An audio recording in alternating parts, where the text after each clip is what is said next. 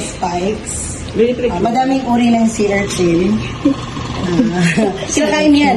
Hinahati yan sa gitna, kinakain yung laman niya. Tapos, eto po pala yung nasa tabi nila, yan, mga venomous shells. Lahat ng klase ng mga cone-shaped shell venomous. Yes. Ibig sabihin po, pag na-sting ka nitong mollusk inside, pwede ka ma-paralyzed or worse, pwede mamatay. Ganito siya, oh. Ito, buksan ko ha, excuse me. Patay na to. Save na.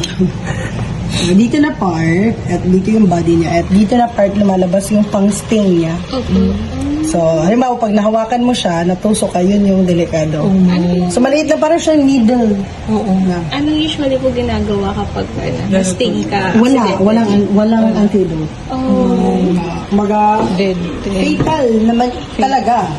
Kasi unlike mga deadly na mga snakes, di ba, may mga